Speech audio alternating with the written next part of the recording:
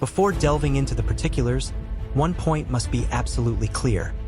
While the perpetrator was infected with a sexually transmitted ailment and wrongly blamed the victim, Brooklyn Sims, this case is fundamentally not about a medical condition. A physical illness is treatable. The taking of a life is permanent. This senseless tragedy stemmed entirely from wounded pride and masculine fury. On the sweltering afternoon of Friday, August 11, 2023, the usual quiet of Pensacola, Florida, was violently shattered. An attacker, consumed by malice, walked purposefully into a busy Home Depot store. In a terrifying blur, he opened fire, instantly changing an ordinary retail environment into a scene of unspeakable carnage. One employee fell lifeless, and 2 others were wounded. That victim was 18-year-old Brooklyn Sims, a single mother to a 2-year-old girl. 2 colleagues were hit by grazing wounds but survived. Sheriff Chip Simmons quickly confirmed that Sims had been the intended target, while the other 2 were bystanders caught in the crossfire. Surveillance showed the gunman marching straight to aisle 52, opening fire and then fleeing. Within hours, authorities identified the shooter, 20-year-old Keith Agee of Calvert, Alabama. After discarding his weapon and wandering aimlessly, he phoned police from a restaurant to surrender. Agee admitted to detectives that he and Sims shared a rocky 4-year relationship, co-parented a child, and that rage over a recent gonorrhea diagnosis had driven him to kill.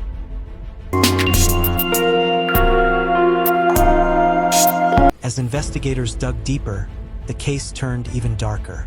Forensic analysis of Agee's phone uncovered damning evidence.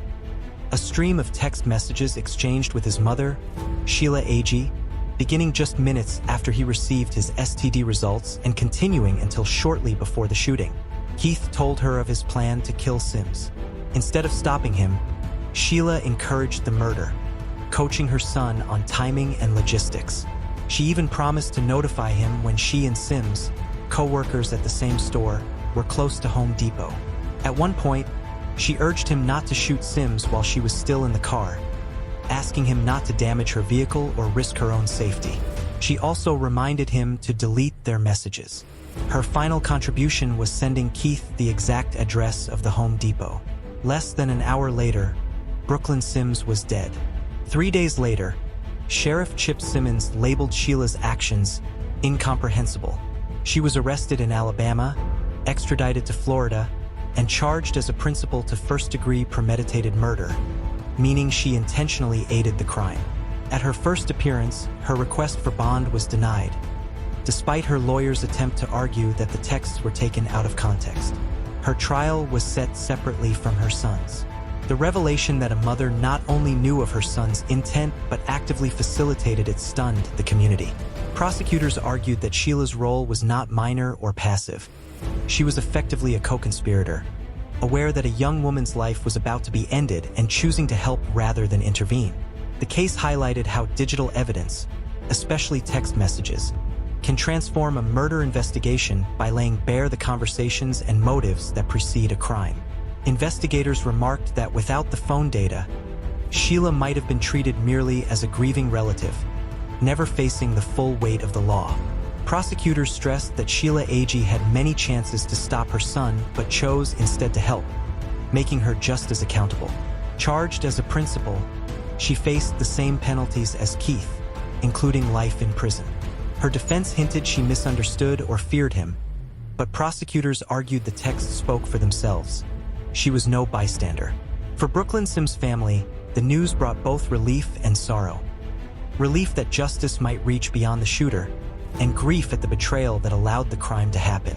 The case became a chilling reminder of how warped loyalty can turn deadly, an act Sheriff Simmons rightly called incomprehensible.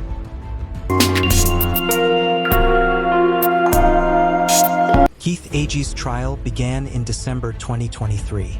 Prosecutors laid out the chilling sequence. Leaving work in Alabama, retrieving his gun, texting with his mother, driving nearly 2 hours, and walking directly into aisle 52 to kill, Keith Agee carried out a crime that was as deliberate as it was devastating. Surveillance footage, cell phone data, his own partial confession, and the digital text trail between him and his mother formed an overwhelming case against him. The defense never denied the physical evidence. Instead, they argued diminished responsibility, insisting that Keith had been swept into a storm of uncontrollable rage after receiving his STD diagnosis. According to the defense, he was a man unraveling, lashing out not with calculation but with blind fury. To humanize him, the defense took the risky step of putting Keith on the stand. He described the betrayal he believed he suffered at Sims's hands, testifying about the anger that consumed him in the days leading up to the shooting. But under cross-examination, the prosecution methodically dismantled this narrative. They pressed Keith on his choices. Why arm himself with a gun? Why drive across state lines? Why coordinate with his mother on timing and location? And why march straight towards Sims in the Home Depot aisle where she worked? These were not the actions of a man blinded by sudden passion, prosecutors argued, but the steps of a man who had time to reflect, plan, and execute. In her closing arguments, prosecutor Bridget Jensen brought the focus back to Brooklyn Sims, reminding jurors that this case was not about a curable infection but about wounded pride. Keith had chosen violence to restore his ego. She emphasized the brutality of the act. Sims was shot 29 times, a number so staggering it silenced the courtroom. 2 other co-workers were also injured in the barrage, collateral damage in Keith's relentless pursuit of vengeance. Prosecutor Bridget Jensen told jurors this was not a sudden outburst but a calculated execution. The jury agreed, swiftly convicting Keith Agee of first-degree murder. Judge Coleman Lee Robinson sentenced him to life without parole, calling the crime cruel and terrifying for both Sims and her co-workers. After the verdict, prosecutors revealed the tragic truth. Brooklyn Sims never had gonorrhea.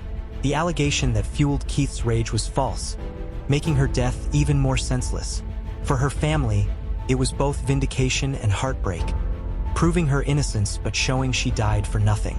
With Keith imprisoned and Sheila awaiting trial, the case stood as a stark reminder of how pride and misinformation can turn deadly.